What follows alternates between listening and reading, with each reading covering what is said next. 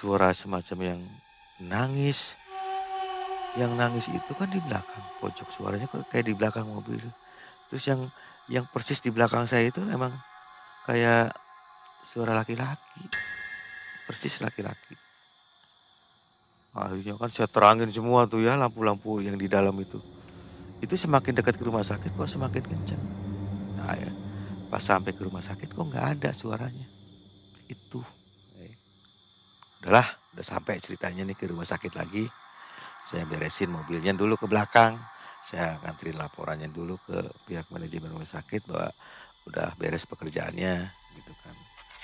Nah, kita udah jam 7 pagi nih. Kita kan pulang, Mei. Pulang ke kontrakan di daerah Purwakarta juga nggak jauh dari rumah sakit sih ya. Di kontrakan, kata yang lihat saya terus tetangga bilang, saya bau bajunya Bang Tuh, baju seragam tuh bau katanya gitu. Tapi saya cium sendiri, dirasain sendiri, enggak. Bau yang itu, bau lah, bau yang saya bawa waktu malam itu, gitu kan. Nah, saya kan nggak berpikir apa-apa lah, udahlah ini cuma perasaan saya, mau orang ngomong apa kan nggak peduli. Ya di hati saya yang penting saya ada batu nih gitu kan. Ada batu kayaknya cakep. Ya dipikirin mah yang enggak mah udah pasti mahal nih gitu, pasti mahal gitu. Nah, ternyata itu di luar dugaan saya, ini yang bawa petaka sebenarnya. Itu pun sebelum saya tanyakan kan gitu kan. Nah, udah pulang tuh, tidur kan mandi. Nah, udah beres tuh, saya mandi. Sampai saya pesen nasi aja, pesen nasi bungkus kan di situ kan biasanya cepet, kalau namanya di situ kan kalau makan kata itu harus pesen dulu katanya. Kalau nggak pesen pasti lama. Saya pesen, udah beres mandi, kok nggak diantar-antar ya gitu nasinya. Saya mau makan kan lapar kan di kontrakan tuh makanya ceritanya. Sampai ketiduran Nah, dari ketiduran itu saya ngerasa di makanya abis-abisan saya teriak-teriak apa tuh nggak ada yang nolong sampai saya kebangun sendiri. Tiba-tiba batu yang saya kantongin itu ada di luar, ada di samping saya. Padahal dikantongin itu sampai saya ke bawah tidur.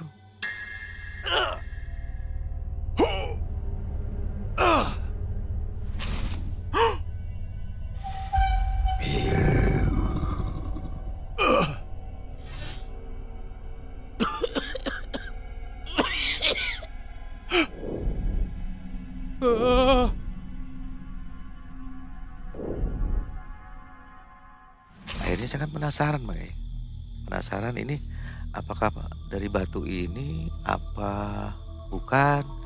Nah kebetulan sekali, nah saya udah kebangun gitu kan, merasa mimpi yang enggak, merasa enggak ya mimpi kayak nyata. Saya ini penasaran saya. Akhirnya saya temuin yang punya kontrakan. Yang punya kontrakan itu ya Pak Ustadz lah, Pak Kiai lah gitu. Nah, pas saya ke situ, kalau paginya nggak ada kan, kalau mau ketemu Pak Ustadz itu ntar aja cina. Berangkat kerja jam berapa? Jam 7 kata istrinya tuh. Ya kalau mah jam 5 atau jam 6 sebelum maghrib. Keburu nggak? Keburu sih cuma sebentar bu kan gitu kan. Keburu bu sebentar.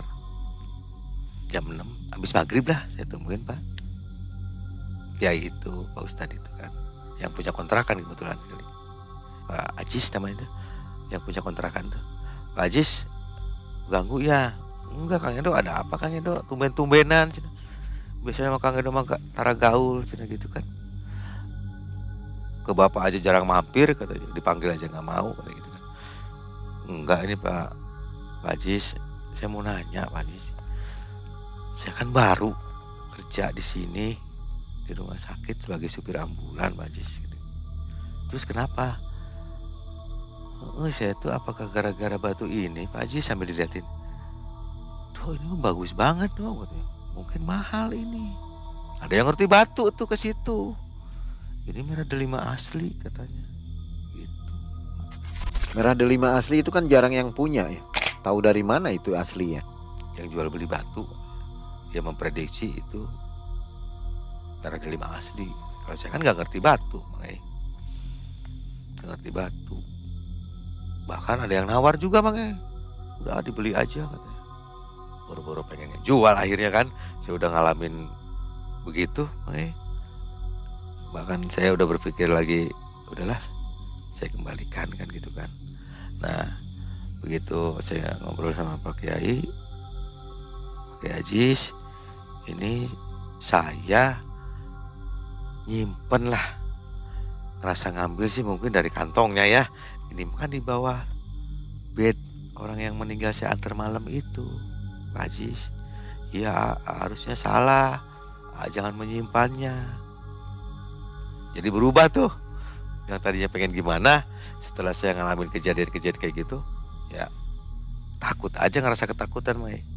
Yang tadinya gambaran saya, ya namanya saya orang nggak punya, Mang, warung juga kecil-kecilan juga, gitu kan.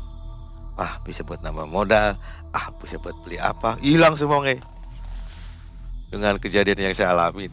Apalagi setelah penegasan Pak Kiai, udah Kang Edo, semua kejadian Kang Edo, ini Pak Kiai juga kan bukan tahu kan kemungkinan besar dari batu ini, gitu kan. Terus gimana Pak Kiai? Ya berusaha untuk dikembalikan ke pihak keluarganya. Kang Edo masih apa enggak alamat rumah yang di Malangbongnya, gitu kan. Saya nggak nyimpen alamatnya, cuman saya lihat dulu di mobil barangkali ada fotokopinya. Nah, saya nggak berpikir panjang lagi Pak Kiai.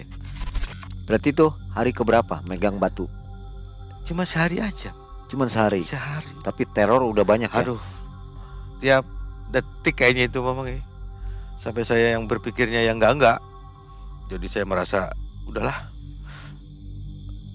bukan ini gitu kan. Saya akan bekerja kan gitu. Akhirnya saya kebetulan ada fotokopinya di mobil, itu saya cari kan. Biasanya kan kalau ini yang aslinya aja nih, fotokopi sobek taruh buat dokumen di situ tiap bulan, laporan atau gimana gitu kan. Namanya siapa ya, tapi saya nulis sendiri tuh di fotokopinya Malangbong. Wah ini saya gitu kan. Akhirnya saya dengan udah ada mulai tenang hatinya, ya kebetulan juga ada pasien juga yang ke Garut, ke Cipanas, bawa jenazah juga. Ini kebetulan saya pikir dalam hati saya pakai.